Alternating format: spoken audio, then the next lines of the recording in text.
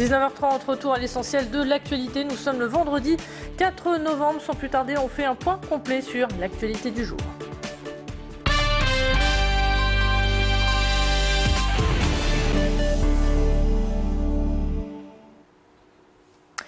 Les musulmans se préparent et s'apprêtent à fêter l'Aïd el-Kébir, aussi appelée la fête du sacrifice, fête du mouton.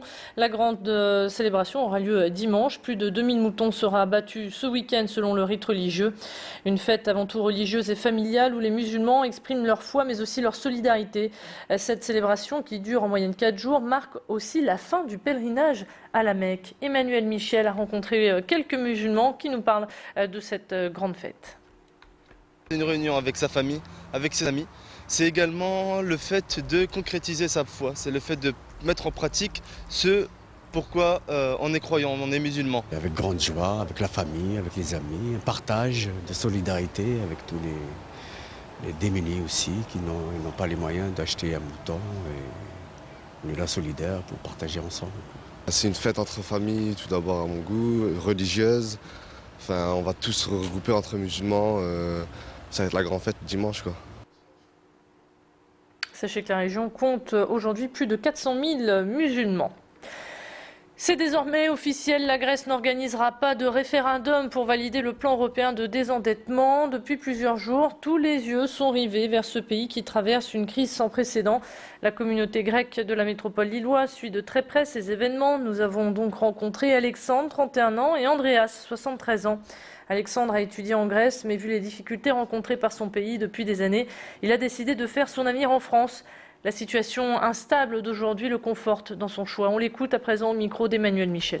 J'étais élève avocat là-bas et je me suis posé la question de savoir si j'allais pas travailler dans un cabinet de droit international pour faire jouer la double appartenance, donc le fait que j'étais bilingue.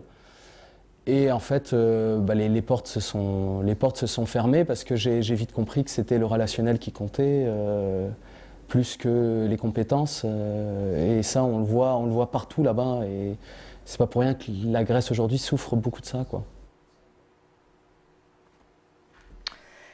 Le service gériatrique de l'hôpital de Roubaix est en crise. L'association des familles des aînés résidents s'est rassemblée pour dénoncer les conditions de travail du personnel soignant. Ils ne sont que 2 pour 24 patients et ne peuvent donc pas subvenir aux besoins de tout le monde. L'association évoque une maltraitance institutionnelle. Pour remédier à ces difficultés, elle demande une prise en charge des dépenses de gériatrie par le centre hospitalier et réclame également une réévaluation des subventions versées par le Conseil général. À ce sujet, je vous propose d'écouter la colère d'une des aides soignantes au micro de Macha Grunessen. Notre journée type, ça commence déjà à 6h30.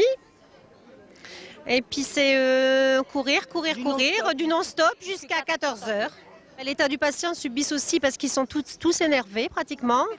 Ils sont perturbés parce qu'on est en manque de temps pour faire la toilette. On est obligé de se dépêcher pour faire les toilettes. On fait la toilette, on l'installe, point final. Et après, on va la récupérer pour le repas.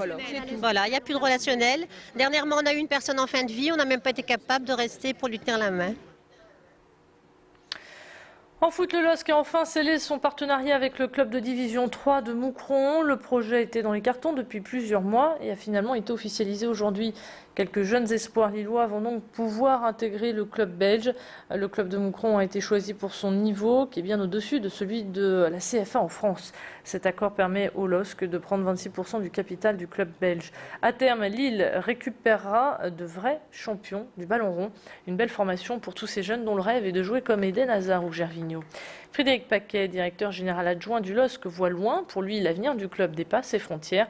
Ce partenariat permettra ainsi de faire connaître les Dogs en Belgique et d'attirer du monde dans le futur grand stade. Avec la du nouveau stade, on a effectivement besoin d'un point de vue économique de pouvoir s'implanter, en tout cas le plus loin possible, le plus largement possible. Et comme on l'a expliqué tout à l'heure, il était difficile pour nous de venir s'imposer dans à la fois une région qui n'est pas la nôtre, mais dans un pays qui n'est pas le nôtre. Donc on souhaitait trouver des relais de gens en qui on a confiance et qui partagent le même projet. Et c'est aussi le deuxième volet du projet, c'est qu'effectivement on peut s'appuyer sur une ouverture, en tout cas sur le marché belge d'un point de vue économique, à travers le RMP. Dans la rubrique cinéma, Les Adoptés sortira bientôt dans les salles. Cette comédie dramatique est signée Mélanie Laurent, que l'on retrouve aussi dans le rôle principal de Lisa. Avec ce film, l'actrice réalise son rêve d'enfant, devenir réalisatrice, basculer derrière la caméra. Ce long métrage raconte l'histoire d'une famille unie, plongée en pleine crise suite à une histoire d'amour et à un accident. Au casting, on retrouve Clémentine Sélarié ou encore Denis Ménochet. En pleine promotion pour son premier grand film, Mélanie Laurent est actuellement sur la métropole lilloise. Elle sera d'ailleurs d'ici une demi-heure à Lille, à l'UGC, rue de Béthune. L'occasion pour nous, en tout cas, de la rencontrer pour obtenir des informations sur les coulisses de ce tournage qu'elle décrit comme heureux, fluide et joyeux. Elle nous donne quelques explications concernant le titre au micro de Macha Grunessen. Je voulais parler de ça, de comment on peut passer à côté de la vie et comment, au final, ce qui nous sauve, c'est de rencontrer des gens, de s'adopter les uns les autres. Le petit garçon, il n'a pas eu de papa et tout d'un coup, il regarde Alex comme une sorte de papa symbolique. Alex va se retrouver papa et il a besoin de le regard de cet enfant à ce moment-là dans sa vie.